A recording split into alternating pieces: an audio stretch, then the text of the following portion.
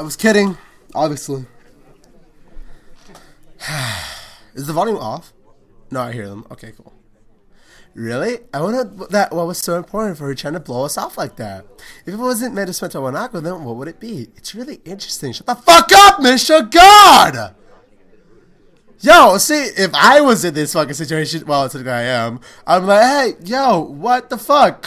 Yo, can you shut the fuck up? For real? Fuck you. Fuck you, Misha! What the hell? God, I don't give a fuck if I have to be a dick. I say whatever is in my mind. You guys know that. The fuck? And then you have people saying, no, it's like, he's playing with it. Shut the fuck up. Whether you love me or hate me, I fucking botched that. Fuck it, moving on. Oh. Okay, cool. Now that this is starting to feel like an interrogation. Thank you, Sal. I was surprised at how Misha is able to exert such a feeling of pressure without actually intending to. What? With you and Lily? God damn it, Hanako! God! Misha, shut the...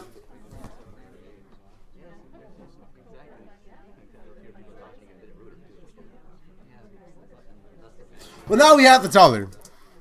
I don't know where Hanako matches thumb on the answer, so she may be dreadfully quiet and shy, but she's very intuitive. What makes you say that? Yesterday, Lily said something similar. What the fuck, Misha? You fuck!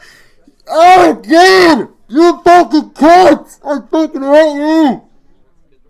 Oh, it's all downhill from here, dude. What the fuck? Misha! You cunt! No, wait. She's translating for Shizune. Shizune, you fucking cunt! Suspicious-chan, I demand that you explain yourself. This is not a joke, Misha. Wait. You see, it's confusing. It's like I'm trying to talk to Misha, but it's really Shizune talking, but I have to talk to Misha, therefore my mindset's on... Hey, you shouldn't be doing that assignment. But it's so mysterious. Even Hanako wants to know. I tried to look at Hanako. It's true. From the expression on her face, it's obvious that she wants to know as well. Dude, you just gotta tell her. You gotta tell her.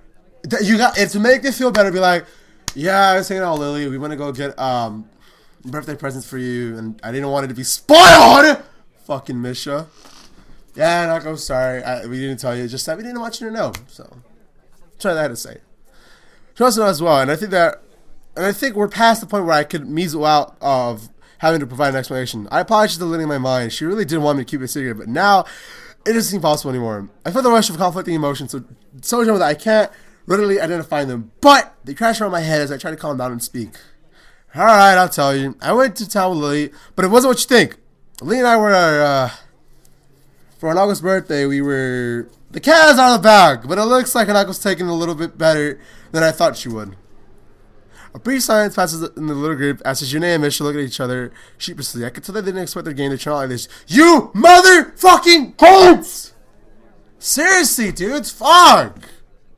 I would have been like, Misha, Shizune, shut the fuck... I would have gone with the hands. Fucking shut the fuck up, because we went to town to get Hanako presents, you blue-haired cunt. Misha looks at Hanako in order to apologize, then pauses. Hanako is staring in the middle of her desk and barely moving. What? That's a weird... Okay. A maudlin expression in her face. I guess I was wrong about her taking it well. Hanako? I'm sorry. Fucking... Fucking... No, I'm not going to do that again. I already did that joke. You get that joke once a session. There's a few seconds pause, but Hanako lifts and shakes her head. It's okay. Huh? Brain hurts, dude. What the fuck? This is so weird. Is she pissed at the thought that people are thinking about her and she doesn't want that? Or is she really happy but she can't really show it? Or maybe she's disappointed that the cat's out of the bag, as Sal just said? Or maybe she feels so sorry that she thought all these other crazy shit that tends to happen with girls and men before finding out what actually fucking happened. Like, guys, and I'm pretty sure, I guess you could say girls, has this ever happened to you when your lover / partner is in bed with you, not sexually, I'm just saying, you guys are sleeping because after whatever you did last night, cut it up or whatever, she fucking wakes you up, or he wakes you up, he's like, what the fuck? I'm gonna say girls, because that's mostly girls. Wakes up and says, you fucking cheated on me! What? Fucking when, baby? Damn, when? In my dream! What? What? Apologize for something that happened in your dream. Yeah. Fuck you. Fair though. Fuck, dude. Her expressions looks odd. Like she's very tired. That doesn't seem natural, but it's something alarming. Nobody really wants to continue with the current conversation, so we open our textbooks and begin our group work. This is pretty dull. What's with the music, man? What's with the music, man? Oh, God. While the equations were supposed to work out as a group will take a while, most of it will be going to be a boringly mechanical. It also doesn't help that while that didn't go as bad as I could have, it has left an awkward atmosphere around us. Still, we manage. Shizune's face betrays that she's about the same expectations of our work as I do, and the two of us have begun to write our group's results. Mission that had is scrunching up her lips and are very visibly trying to make heads and tails of what we're doing. Hanako's looking on quietly, absorbing what we write and what I say. She usually has the same expression when the teacher speaks. It's a shame her attendance is so unreliable. With the way she takes in her information, I think she'll do quite well in class. If she actually followed the lessons regularly, I wonder if this might be why Shizune seems so hard on her. Hey, Hanako, do you understand this? Misha, shut the fuck up! Shut the fuck up, Misha! Shut the fuck up! I shouldn't blame Misha. Well, who do you blame in that situation? The translator or the person that's being transported? The person See, it's awkward as fuck. God damn it. The person moving the fucking hands, or the person that's translating the person that's moving the fucking hands. Who do you? Huh. Well, let me take a sip of water before we continue. Let's find out that. No, I'm playing. I'm not gonna fucking leave you guys in a cliffhanger. The fuck? I'm not a cunt. Misha looks to Hanako, but I suspect her help is more to find a comrade in ignorance rather than genuine help. Not really, I guess. I was surprised by how tense she is in answering, but she settles back down. She breathes out, and the way her upper body and head lower reminds me of a deflating balloon. You okay? I could go over this a bit if you want. Hanako shakes her head slightly, but then again, I don't think she needs an extra explanation despite what she said. Misha quickly interjects, "Shut the fuck up!" Entirely obvious, and I end up slowly going through how we ended up in our results step by step. Times like this remind me that this kind of work may not be mechanical for everyone, but rather it feels the way that, to me, due to my grasp of the subject, it is a satisfying feeling. Not the time, Sal. As Misha brings her balled fist onto the open hand in realization, I discover another nice feeling. My explanation got through to her, and she manages to work out the next question by herself with a minimal guidance. Through all this, Hanako is unusually unresponsive. She's normally very quiet, but one can still see her eyes roving periodically over the landscape of the classroom in front of her, or anxiously moving her hands in some way, or shifting her shoulders periodically. Right now, these small moments that I've gotten too used to seeing are all missing. Someone not moving at all is definitely weird. Even Misha can tell there's something wrong. Hanako, are you sure you're okay? No! Really? I wonder why you... Alright, I'm gonna... See you gone. Yes means no. Are you sure? I'm fine. Leave it alone, y'all. Alright, see now, everyone, shut the fuck up. Moving along. If she wants to talk about this cell with you, then she'll talk about it with you later, dude. Not now. Fucking do your own thing. I'm not saying you do your own thing. I'm saying to continue on with the fucking thing. And then talk about it afterwards, dude. Fair. A little more strongly this time. But she turns away as she says it. It only makes you doubt her answer. No. Yet at the same time, I can tell she doesn't want to talk about it further. Having early one very awkward conversation today that I'm still not fully over, I don't want to pursue the matter too much either. We settle back to our routine. Good job, Sal. Good. Debating over our answers whenever our doubt comes up, but as time goes on, I notice Hanako isn't talking at all. It's frustrating. She has made so much progress. It makes you a little angry at Shizune and Misha for undoing what surprisingly had wanted to keep a secret so much. I know I'm at fault too. Maybe I could have kept it under wraps somehow. True, but too late now, Isao. Shizune has noticed Hanako's signs as well, and it's also getting antsy. No! Don't do it! Don't fucking Shizune? The fucker! It's strange that even though she's dead, Shizune can perceive Hanako's unusual quietness sooner than Misha. Oh no! No! Oh, I'm so scared to click, dude. I'm so scared to fuck you. Oh, I didn't click! Oh no! Fuck! I didn't mean to. I hate my mouse pad so much. Hanako, you're being too quiet. You have to contribute to. I don't want to read this, man. Said that we might work on a bigger project, like one that's so big it's worth celebrating afterwards. Like, no, I'm not gonna bullshit with that. Hanako, you were being too quiet. You have to contribute too. Someday we might work on a bigger project, like one that's so big it's worth celebrating afterwards, like with ice cream or cake. If you like this, it won't take you along. Whoa! I can tell that they're trying to tease her to bring her out of her shell, but I don't think that's the kind of approach will work on Hanako. It would just make her feel worse. Seriously, dude, what the fuck? Guys, don't tease her like that. Oh no! Fuck! Fucking Shizune! Hey Chan, it's all good and fun. Shizan says she teases everyone anyway. They do back off though, with Misha moving away from the issue by asking me a question again. I'm thinking how difficult the problem she was working on is. I don't know whether it was a skillful dodge or mere convenience. It takes way more of our time than necessary because Shizune keeps disagreeing with me. Well, I'm trying to explain it to Misha. Misha is quick to believe her over me. So quick, in fact, that she forgets to translate what Misha's saying. Hey, the clock's kind of ticking out. You should speed it up a little. Hey, Chan, you sound like you sound a little like Chan there. Just because I look and I watch, jeez, is that really all it takes? Time management until I'm a student council president? What the fuck is going on? I look at Hanako's desk, seeing how she's doing, and freeze. Our papers are covered in adding equations, but Hanako's only halfway there. It seems that she hasn't written anything in the past 20 minutes. When I realize that, I'm gonna kick myself for how dumb I've been. Yeah! I should have known that someone as fragile as Hanako, I wasn't just going to brush off what happened so easily, but I've been too eager to move on from the awkward situation to notice. She has been slowly shutting down for the last half hour, and I had no clue. Her pen is still in her hand, but she doesn't slowly spinning around, as she usually does. There isn't a single idle movement from Hanako. Only the fact that she tries to inch away once she feels Shizune, Misha and I looking at her, tells me that she is even still conscious. We look away, and at least in my case, it's probably out of shame that it's gone to this point. Though, on the outside, she has shut down almost completely. I know that it's a different story on the inside. I've got to think that she should be thinking that as she tries hard to shrink into herself, as willing it, she could somehow disappear.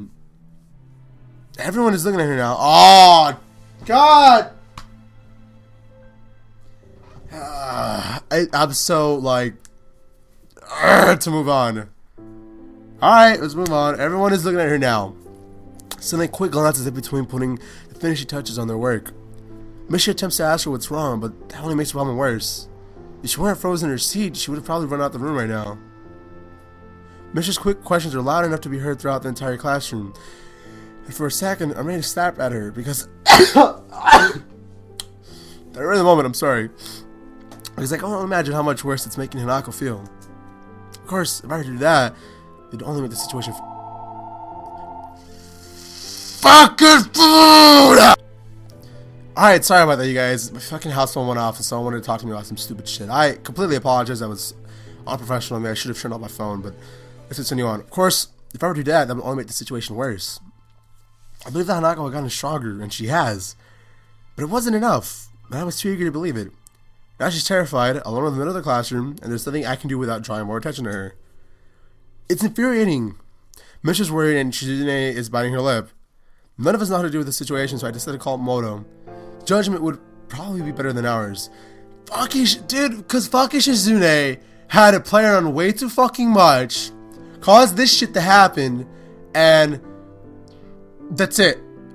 fucking Misha and Shizune, because of them playing or fucking around way too fucking much, this happens, dude. Or maybe you saw did something wrong. I don't know. Who knows? We can't find out because obviously we don't know what's going on in Hanako's head. So, yeah. I look up and manage to catch his eye, silently motioning him to come over. I want to make a little fuss about it as this is possible, since if there's anything that would make this worse, it's more attention being focused on her. I know that Hanako can see everyone staring at our group, specifically at her, because they know if there is a problem, it has to be her. Everyone knows her, and it's the first thing anyone's mind would leap to. Her reputation for being a truant has marked her as an unusual person, even in unusual Yamako. Who knows how many times they have stared at her before. Maybe it's because she's seen in the class staring at her so much that she fears their gaze like she does, cowering from them. The time it takes Moto to walk over must be like an entire eternity to Hanako, and she looks as if she's about to fall over. Moto quickly begins to ask what's wrong before catching herself as she sees Hanako. Did we upset her? Don't worry. Moto bends down after calming Misha and looks intently at Hanako's face. Hi, Kozawa. Can I help you at all? His voice is hushed and gentle. Everyone is acting so differently about Hanako. Now that the whole class has noticed something's wrong with her. God fucking damn it. Hanako doesn't respond, so Matao gently rests his hand on her shoulder. She starts shaking at his touch, but won't even look up. Hanako continues to stare into the equations on her desk, vision so unfocused that I doubt she even sees them. She's worse than before. I remember that not even an hour ago she was able to talk to him almost normally. Mono grimaces a bit as he stands, and now that his expression has changed, I can see he wasn't exactly unaffected by what happened either. He takes a breath to settle himself before speaking in a very quiet voice. I'm a little impressed at how quickly he takes control of the situation. Is that it? Nothing's wrong then? Moto seems to say that to no one in particular. However, his words sound convincingly enough that most people who were looking over to Hanako now turn away, getting back to their work. Smart. Make it loud enough that people could hear so that they'd be like, alright, nothing's wrong, cool. And then they look back at their work. Smart. I like that. That's smart, Moto. He gives a quick glance to his left and right. Several people at the desk around us are still staring curiously, but other than that, we seem to have escaped attracting too much attention. Moto notices me doing the same as him and smiles a little. In his usual stilted way. I think for Kozawa's sake that it would be good to quickly take her somewhere away from others. Nikai, Hakamachi, could you please take Kozawa out the classroom? I'll keep everyone settled, so please don't worry about anything but her, okay? He looks at Misha to tell her to interpret the words to Shizune, but she's already finishing her translation by the time he does so. It's remarkable how little thought she needs to sign, as she still looks quite dazed otherwise. Nana, Shizune, and I stand and move to either side of Hanako. Mono sits by to allow us some room and talks to the table behind us, as some people have begun to mutter between themselves about what's going on. We look at each other before lowering our shoulders in unison, taking one arm around each other's shoulders and lifting. The two of us begin to walk at a slow pace to make sure we don't inadvertently hurt her. As much as we do try to make this look normal, I'm quite sure there will be many more glances on us, if not from Moto's distraction. Eventually, thankfully, we reach the door and go through. Nobody's outside, so we walk down the hallway. It doesn't seem like it's making her more at ease than she was in the classroom. Finally, I ask if she just wants to sit down. For a while, we simply stay in a place and wait for her to say something. Wait a minute. Shizune doesn't have the translator. How is this gonna work? Okay. Shizune tentatively rubs Hanako's shoulder a little, but there's no response. Eventually, she shakes her head a little when Shizune tries again. Both of us start looking at her, so we pick up on it immediately. Shizune's hand again comes to rest on Hanako's shoulder as she awakens, her face lifting to the two very weird and anxious people looking at her. She listens silently for a while. I'm initially worried she might freak out or do something extreme, but those fears prove unwarranted as her expression slowly changes from an almost lifeless blank state to a more normal withdrawn shyness. She wittingly lowers her head and her eyes evasively moving to the side. She looks embarrassed, almost ashamed. I want to say something. Anything to help. I can't. Though I don't really know what just happened, or even what caused it. I feel helpless and ashamed of myself for not being of any use. Shizune sighs before looking at me. Even without words, I think I can tell what she's asking. I'll take Hanako to the nurse. Is it okay by you? I try to communicate by intentions through her hand gestures, but I don't feel like I managed to get through her very well. You fucking moron. How would you... That's such a weird... That's so weird. Wait a minute. Alright, I know this is not the time, but... Wouldn't Shizune have known by now how to fucking read lips? I'm just saying. I'm not saying that it's something that they have to know. Not by... People that are deaf, shouldn't they be able to, you know... figure out what people are saying by their lips by the time? I would think so, because it would help. Although, you know what? Probably they're all... Maybe not. Maybe there are some that don't know how to read lips. Alright, it's true. Shizune makes a dearly face to respond to my gestures, confirming my expression. She stabs her finger in the air decisively, first at me, then at Hanako, then towards the stairs. She waits for me to nod before pointing at herself, then pointing at the door to the classroom. I get the feeling Shizune is much better at this than I am. I nod at her since her plan is after all the same as mine. Shizune gets ready to make her exit, but she only leaves after looking at Hanako for quite some time. I'll be right back.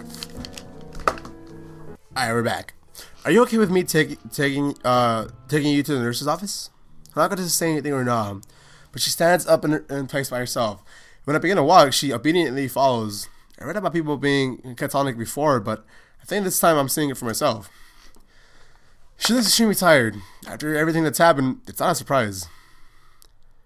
After Hanako silently takes off her shoes and lies on her bed in the infirmary, the nurse and I take our leave. He shuts the curtains behind us, we both take a seat, and I quietly and thoroughly go through everything that happened in quite some detail. I want to understand what happened, and the nurse has as good a chance as everyone of knowing. He nods throughout my explanation, his face looking troubled as I finished. What was his voice, dude? Talking. It must have been very troubling for you to have seen all this. I'd be lying if I said it wasn't. I get that she fainted, but I don't really understand anything about why it happened or why she's acting like this. Hey guys, I have to let it be known that I'm like not missed, but Fraps fucked up 2 files. This is a retake, so I'm only gonna do until the part that it ends out. Then it'll just be right back to normal. I'll let you know when it's like, all right, now we're gonna continue back where we left off before Fraps fucked up. So here we go. He nods throughout my explanation, his face looking troubled as I finished.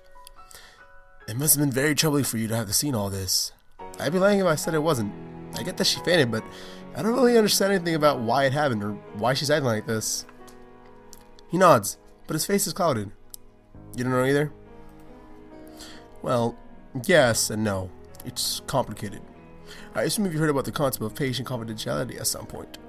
This is a bit of a minefield in that respect. I'm going to put this pretty bluntly. This is a matter for Ikazawa, me, and her therapist. I moved to protest, but I think better of it. I want to deny what he says, but if I think this through rationally, what he says makes perfect sense. I understand. Good. I wish I could help you more, but I think what Ikazawa needs right now isn't somebody prying into her past or her emotions. She just needs somebody to be there for her. Yeah, that's what Asao needs to do. He needs to be here for her. That's all he should really be doing for her, but yeah, she needs a friend. For what it's worth, I think you've done well in bringing her here. Sounds like you and your friends dealt with the situation well too. I'd give you a lollipop or a sticker as a reward, but you might be a little too old for either. He gives a cocky grin, obviously trying his best to lighten the atmosphere. I'm not really in a laughing mood, but he does manage to get a smile out of me. Thanks. Do you mind if I stay here without Hanako? I appreciate the thought, but I think it would be better to let her rest for now. She'll be led back to her dormitory room this evening, so you can visit her then. I agree with him before standing. Feels like all I can ever do around the nurse is humbly agree to what he says, but it was the same with the doctors in the hospital too. The walk back to the classroom is a long one, my mind feeling heavily under the weight of so many things happening so suddenly. Even as I re-enter the classroom, I'm thinking about Hanako. My stomach feels like it's turning into knots while I think about how to deal with her. I still don't know what I'm going to say when I see her again. And this is the part where we last are... Well, Fraps stopped recording it, so... This next part, it's just completely as it was, so it's just fresh. It's not like I haven't ever seen that part or whatever. So, yeah, I apologize for fraps, and I hope you guys enjoy the rest of the episode. Thankfully, the class doesn't pay much heed. There are a couple of questioning glances, but overall, not many people seem to be very aware of what happened. Moto raises his eyebrows to get my attention when I pass by his desk. Nakai, I take it because I was in the infirmary now. Yeah, I took her there, and the nurse said I should let her rest. Moto nods, assuring me that I made the right call. He scratches his chin for a little before rising from his desk. Everyone, I want you to continue with the exercise. Nakai, I'll see you in the hallway, please. Oh, it's hushed? Alright. Everyone, I want you to continue with the exercise. Nakai, I'll see you in the hallway. His speech is hushed, but overall, he doesn't seem to be acting too differently from how he usually does. Being a teacher, maybe it's to be expected. As we go into the hallway, I notice him taking a quick glance left and right to check if there are any students miling around. The hallway is nearly soundless, but I can't think of anything except for waiting for Moto to speak. Nakai, what do you think of the purpose of the school is? To cater to the needs of the disabled students? Moto scratches his head and shakes it. No. If you wanted to do that, we would have built a whole new school from scratch, one floor, talking whiteboards, that kind of thing. Look around, Nakai. The school is about giving you all a future that you would have been denied in a regular education. Huh? Sal, come on. I understand what he's saying. Come on. Think of it this way. If we wanted you to graduate and go straight into a hospital, do you think we would have put this much effort? The bluntness of Moto's statement temporarily stuns me, causing me to forget about the immediate situation. No. That's right. We want you all to leave here as useful members of society. I'm not quite sure I'm following you. I have high hopes for you, Nakai. You are possibly the first student I've had that gets my lectures. That isn't something that my teachers should be admitting so freely. You could easily take your studies of science well into university. Hold up, time the fuck out. Why the fuck is he bringing this in now all of a sudden? It's a fucking, how the fuck, dude? Too much shit going on, man, I swear. Alright, I do agree with him. You could easily take your studies of science well into university. Have you considered that? No, I can't say I have. Well, what have you considered? For your future, that is. I can't say that I put much thought into my future. For a moment, I'm basically reminded of Lily questioning me about the same subject. They have a point. It is nice to think about your future, you know, as you get older, like in your last year of high school, for example. For example, I am thinking about a lot of things I want to do with myself. Obviously, YouTube is the main thing I want to do. And, you know, I do need a backup plan. So I guess and I know, if you go back to my old podcast, which by the way, I know that I haven't been in one in a while, and there's a reason for that, but if you go back, you've heard me say, oh, fuck that, I don't agree with college. I don't agree with college whatsoever, that you have to go in order to become something with yourself. Because, all the way back in the day, college doesn't necessarily guarantee you a job. Now it's like you have to know the right people in order to get a job now. And all the jobs that require a degree are taken. And all the people that are too stuck up and say, oh, I'm too good for a lower shit or another field that's not in my degree or field of study. Which, sadly, that's what happens. Whatever degree you get, you're going to get another job outside your field. So, you know, you pretty much are just spending a lot of fucking money to get a little piece of paper. So, yeah. And as far as me, in case you guys were wondering, I'm interested in learning about animation. Well, let me say what I have in mind for a degree. Like something in animation, something in music, possibly something in. I used to say computers, but I'm not really good at math, and I'll try to stay away from that as much as I can. But animation is something I really want to do, just as you know, these ideas that I have for YouTube and. Also animation, I mean, I'm pretty sure everyone needs to animate it now as far as, you know, animes and games and shit, so I would be really, really interested in that kind of stuff. So, you know, that's just me. I'm trying to get personal with you guys on a personal level beyond just me speaking into a microphone, into nobody technically, and you guys just listening. So, it is what it is. Moving on though. It's only been a little over 5 months since I was gasping for air on the ground. It's too soon to be thinking about the future, and besides, Hanako promising much bigger to me right now. Moto gives a disapproving sigh before continuing. Think of this place as an opportunity. Here you have boundless Fuck, man, my voice is really fucking with me. Boundless facilities, good teachers, plus the added bonus of a nurse and his staff. You should be doing nothing but thinking of the future. Right. As I raise my head to meet his gaze, a thought occurs to me. It's almost like Moto totally sidestepped the issue at hand. Excuse me, but why do none of the staff seem to care when Hanako skips class? I've seen you watch her walk out of class more than once. Shouldn't you at least say something? Well, look, Kai, it's not really that simple. Every student here has special needs. If it weren't for that, then we wouldn't have a school here. For example, I wouldn't keep you in class if you were having trouble breathing, would I? But that's not. Moto cuts me out before I can even think about finishing my sentence. In Kasawa's case, it's very much like that. But instead of CPR or a peacemaker, what she needs is time and space. The faculty was made aware of this from the day she arrived here. Thus, whenever she feels the need to leave classes, we let her do so. And even though she isn't a star pupil, she seems to pass all of her exams, so it hasn't affected her ability to study. Isn't that enough? Is it, Moto? Is it actually? Is that enough? Or maybe you're overdoing it, or maybe you're underdoing it. I don't know. I have my thoughts. I think it might be kind of overdoing it. Because here's the thing. I don't really get into this because, I mean, hey, why not? This is how I feel that the situation should be treated in Yamako. Obviously, and I'm pretty sure everyone's heard the statement, handicapped people, and by handicapped I mean people that, are in wheelchairs or crutches, don't want to be treated differently than someone who doesn't have to have a crutch or a wheelchair to walk around or travel, I guess is a better for a better word.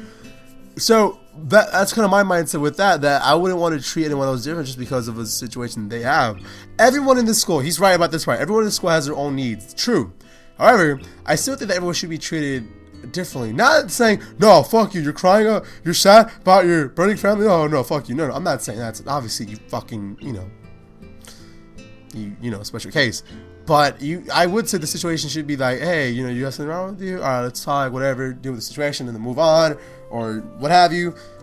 But, just, I don't know, man. It's weird to say something without making myself sound like a dickhead. Which, if that's the case, then I'm just gonna be quiet. Then, if I ever figure out what I want to say about the situation, then I'll talk about it. But for now, let's continue on.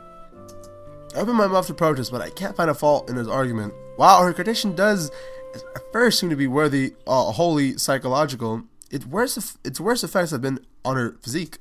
Excuse me. It still puts me off, though. Isn't he just passing on the responsibility for her problem? Surely she can't go on like this for her entire life. Exactly. I understand that you might not be used to this kind of thing yet. It's been a big change for you. That said, it's less than a year until graduation now. What the fuck? How long have we been doing this? Is this like a 2-year thing that Sal's been there, dude? No, it's still been a year. I don't know how the Japanese education goes, so yeah, I'll be right back. Yeah. I'm gonna do so much fucking editing, I swear.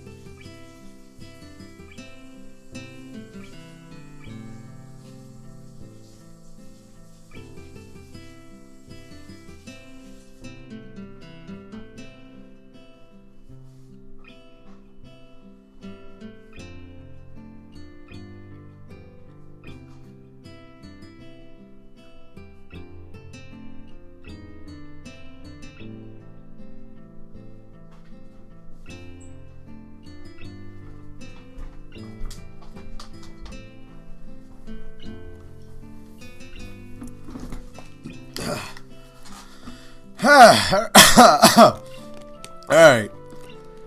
I understand that this might not be. Okay, see, I gotta Okay, I mean, alright. I understand that you... Wait, that's not his voice. I understand that you might not be used to this kind of thing yet. It's been a big change for you. That said, oh, we already read that. Maybe you won't have to get used to it for this school. If you keep your head down, I'm sure you'll do well enough in your exams. And Emily nod, more just simply acknowledge that I'm listening that and out of agreement. I feel like I was getting used to the school, but it feels like I've just been thrown back in my face. But what about Hanako? Sadly, Asao, it isn't your problem. For now. I believe, well, I hope that she'll perform well enough to do what she wants to do. What that is, I don't know. Not all students at the school with an idea of what they want to do, unfortunately. He takes care of to emphasize the last word, as if it wasn't quite clear enough already that N gives me a moment to mull his words over. Today's been a troublesome day for you, and I doubt you'd be able to concentrate much anyway after all that's happened. So, I'll allow you to take the rest of the day off. Alright, thank you. You learned something good in this class so far, which makes me think you won't have any trouble catching up on what we've been doing. He gets his full side along with his praise, as if to make up for the seriousness of his lecture before now. Go collect your things and I'll see you tomorrow. Right, thank you.